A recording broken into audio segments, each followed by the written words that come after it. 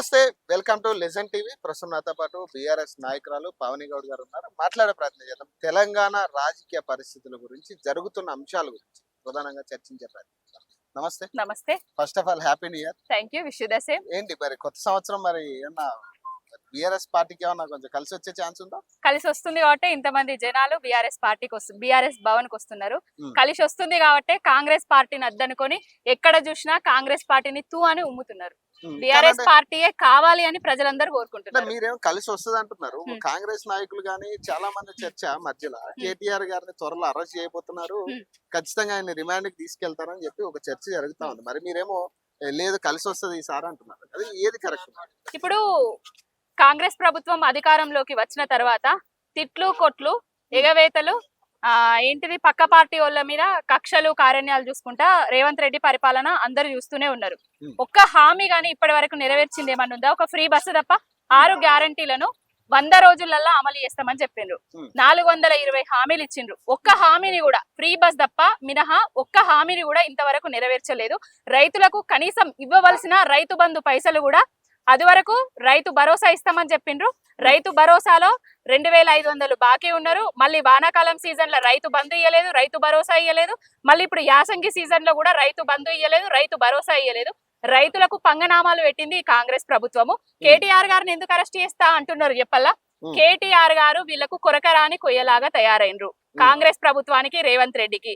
కేటీఆర్ గారు ప్రతి విషయంలో ప్రతి దగ్గర బాధితుల కోసం కొట్లాడుతున్నాడు కాబట్టి ఆయన ప్రశ్నల వర్షాన్ని వీళ్ళు సమాధానాలు లేక అరెస్టు చేస్తాము అది ఇదని చెప్తున్నారు.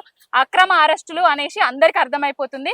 ఇప్పుడు చూస్తూనే ఉన్నాము. జర్నలిస్టు సోదరుల దగ్గర నుంచి మొదలు పెడితే, నిరుద్యోగ విద్యార్థుల దగ్గర నుంచి మొదలు పెడితే, ఆశా వర్కర్ల వరకు కూడా జైల్లో పాలు చేసిండ్రు. వాళ్ళు ఇచ్చిన హామీలను ఎగవేసి ఆ హామీలను అడిగితే అరెస్టులు చేస్తున్నారు. అందరికి తెలిసిన విషయమే.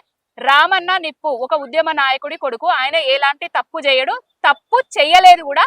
ఆయన కక్షలో భాగంగానే, రేవంత్ రెడ్డి కక్షలో భాగంగానే ఆయన అరెస్ట్ చేద్దామని చాలా ఆగడాలు ఉన్నాయి. వాటికి ఖచ్చితంగా ఏదో ఒక నిరూపించమని చెప్పండి. నిరూపించమని చెప్పండి. ఏం ఆగడాలు చేసిండ్రో నిరూపించమని చెప్పండి. ఈ చేతగాని ముఖ్యమంత్రి, ఈ దద్దమ్మ ముఖ్యమంత్రి ఈ నూతన సంవత్సరం గోలే తిట్టద్దు అనుకుంటున్నా, కానీ తిట్టాల్సి వస్తున్నది.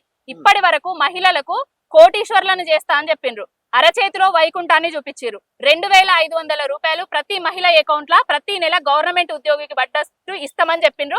390 రోజులు అయిపోయినా కూడా ఇప్పటి వరకు ఎవరి అకౌంట్ లో, ఏ మహిళ అకౌంట్ లో 2500 రూపాయలు వేయలేదు. దద్దమ్మ ముఖ్యమంత్రి కాదా? చాతగాని ముఖ్యమంత్రి కాదా? పక్క రాష్ట్రంలో చంద్రబాబు నాయుడు అధికారంలోకి వచ్చిన వెంటనే పెన్షన్లను పెంచిండ్రు. ఈయనేం చెప్పిండు? ఇప్పుడు తీసుకుంటే 2, నేను వస్తే 4 ఇస్తా అని చెప్పిండు. ఇంతవరకు కూడా 2 లేదు, 4 లేదు, 2 కూడా చక్కగా ఇచ్చిన కాలం లేదు. కానీ మరి అదే ముఖ్యమంత్రి చెప్తా ఉన్నాడు కదా, చట్టం ఎవరికి చుట్టం కాదు, ఖచ్చితంగా అందరికి సమానంగా శిక్షలు పడతాయి అంటున్నాడు కదా. చట్టం ఎవరికి చుట్టం కాదు. అదే మన అందరికి తెలుసు. పట్టపగలు బ్యాగు సంచులతోటి 50 లక్షల రూపాయలతోటి ప్రజల చేత ఎన్నుకోబడ్డ ప్రభుత్వాన్ని, రాజ్యాంగబద్ధంగా ఎన్నుకోబడ్డ ప్రభుత్వాన్ని కొల్లగొట్టాలని చూసిండు. పక్క రాష్ట్ర పుల్లతోటి కలిసి, బ్రీఫుడు మీ అన్నాయనతోటి కలిసి.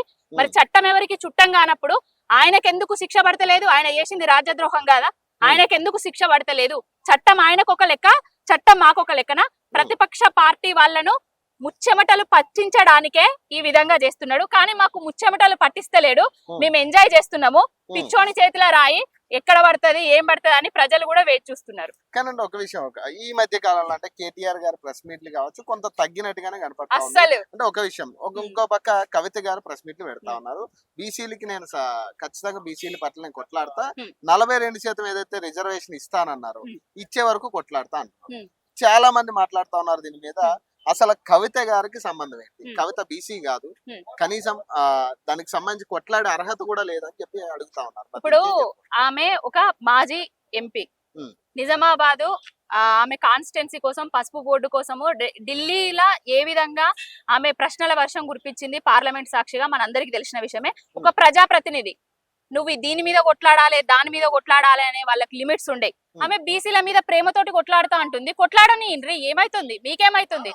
ఆమె కొట్లాటను చూసి ఓర్వలేకనే కదా ఆమె మీద నిందల పాలు చేస్తున్నారు, రాళ్ళు వేస్తున్నారు.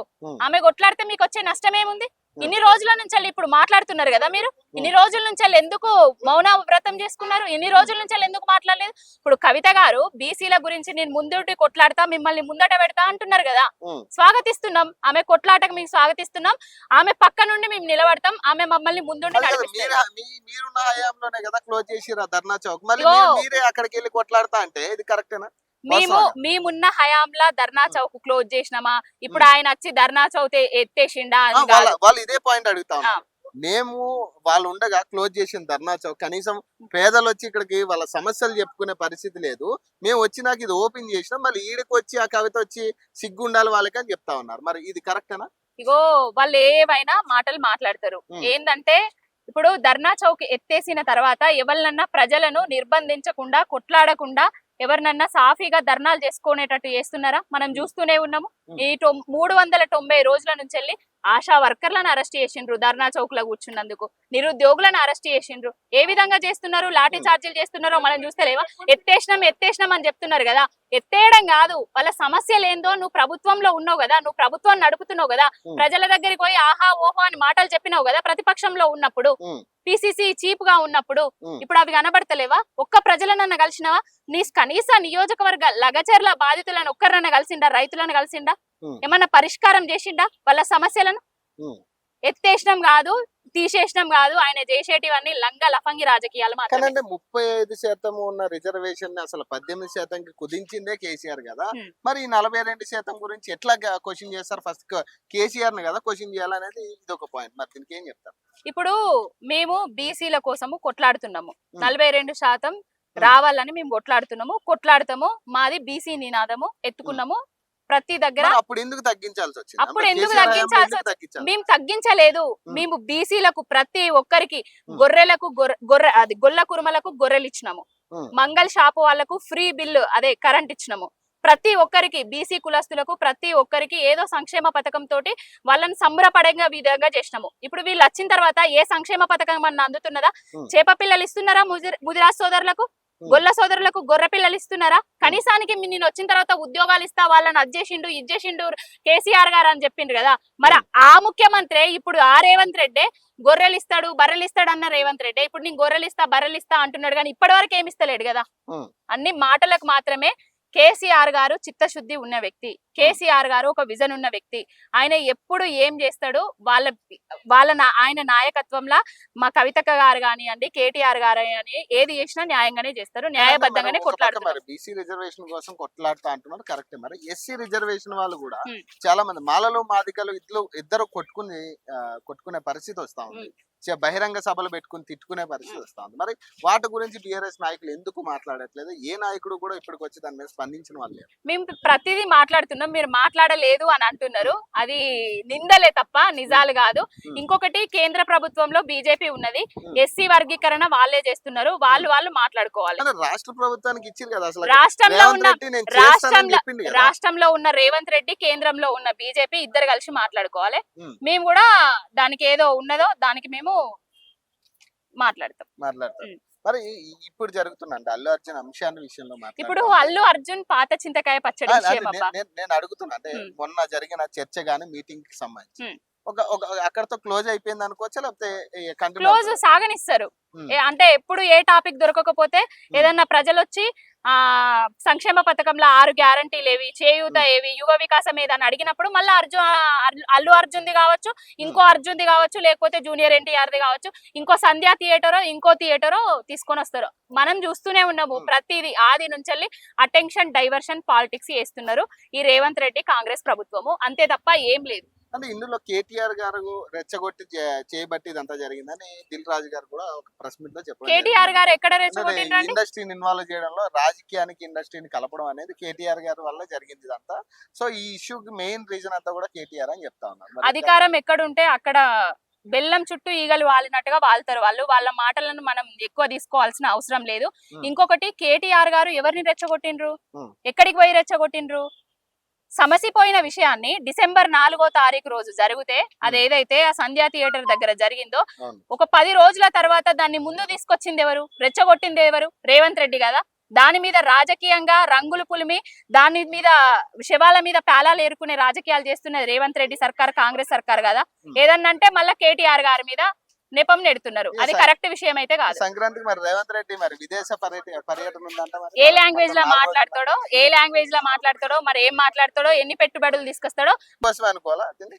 పెట్టుబడుల కోసం పోతున్నాడా, మరి ఇంకే వాటి బ్యాగుల సంచులు ఇంకెక్కడన్నా ఏం చేయడానికి పోతున్నాడా చూద్దాం. ఇక ఫైనల్ గా మీకు ఎలా అనిపిస్తుంది మరి? కొత్త సంవత్సరం వచ్చింది, ఒక సంవత్సరం అయితే ఎగవేతల నామ సంవత్సరం అయితే అయిపోయింది. ఇది ఇక మరి డైవర్షన్ నామ సంవత్సరమా, లేకపోతే కేసుల నామ సంవత్సరమా, కక్షల నామ సంవత్సరమా, కుట్రల నామ సంవత్సరమా అనేది రేవంత్ రెడ్డి తెలుసుకోవాలి. ఇప్పటికైనా ఈ కక్షలు, కుట్రలు, కారణ్యాలు అన్ని మర్చిపోయి రేవంత్ రెడ్డి ఏదో ప్రజా పాలనాని గప్పాలు దొబ్బిండు కదా. ప్రజల కోసము, ప్రజల చేత ఎన్నుకోబడ్డావు కాబట్టి, నిన్ను ప్రజలు ప్రేమించి మార్పు కావాలని కోరుకొని నీకు ఓట్లేసిండ్రు కాబట్టి వాళ్ళకి ఇచ్చిన హామీలను నువ్వు నెరవేర్చి ప్రతి ఒక్క మహిళకు 2500 రూపాయలు ఇవ్వాలి.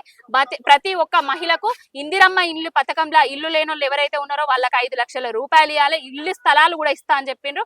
మా మహిళకు కావాల్సిన పథకాలన్నిటిని తొందరలో అమలు చేయాలి అని కోరుకుంటున్నాం. 500 రూపాయలు ఫీజు అనేసి కూడా పైసలు కూడా వసూలు చేస్తున్నారు ఇందిరమ్మ ఇండ్లు అని చెప్పేసి. కేసీఆర్ గారు డబుల్ బెడ్రూమ్ ఇండ్లను కట్టించిండ్రు.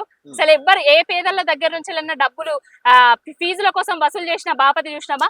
రేవంత్ రెడ్డి సర్కారు, ఇప్పుడు కాంగ్రెస్ ప్రభుత్వం ఇందిరమ్మ ఇండ్లని ప్రతి పేదోడి దగ్గర ఫీజు 500 రూపాయలు తీసుకుంటుంది. ఎక్కడ కాంగ్రెస్, ఏం ప్రభుత్వము నిండా ముంచింది తెలంగాణ రాష్ట్రాన్ని.